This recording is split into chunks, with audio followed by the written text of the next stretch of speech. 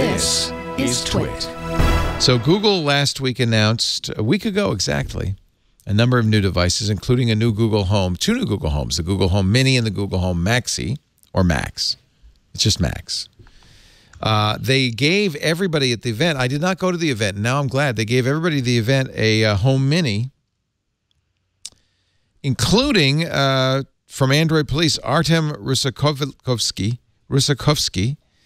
Artem set his Ring Mini up and then noticed it seemed to be responding a lot to kind of random noises. So he went online, you know, Home, Google Home has an online interface. You can see all the triggers. So he went to his Google My Activity portal, opened it up, and he says, my jaw dropped. I saw thousands of items, each with a play button and a timestamp, all attributed to this device called the Mushroom. So he was a little nervous.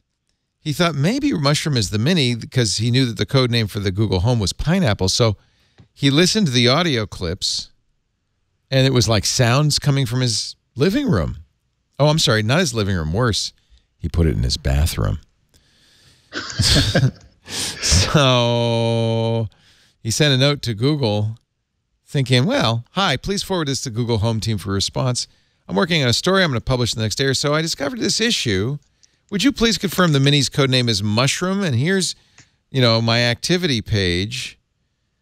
He says, here's the kicker. Based on Google My Activity, the onslaught of thousands of transmitted and saved assistant-related audio queries started the day the Home Mini was set up.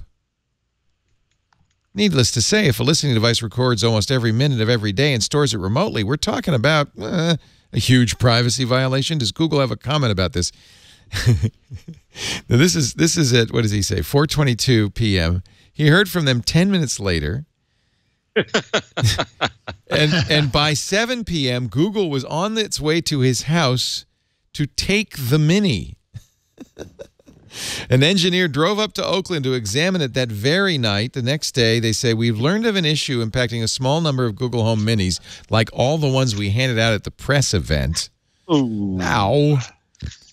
That causes the touch mechanism to behave incorrectly. See, apparently, if you, just like your Google Home, if you touch the top of it, instead of saying, okay, Google, you touch the top of it, it'll trigger it. Apparently, they had something wrong with the switch, and it was registering phantom touch events. So the fix, which they pushed out pretty quickly, simply disabled that capability. And it says, he says, the company let me know they're in the process of building a long-term fix. But if you're one of those journalists, no, but actually, you wouldn't have to do anything because they pushed the fix to all of them. But how embarrassing is that? Wow. I don't think that was malicious or intentional. They certainly responded very quickly. But if they hadn't discovered it for like 2 weeks, ooh, it would have been like the what was the drive-by Wi-Fi thing that? Oh that yeah, happened? they'd be in lawsuits. Yeah.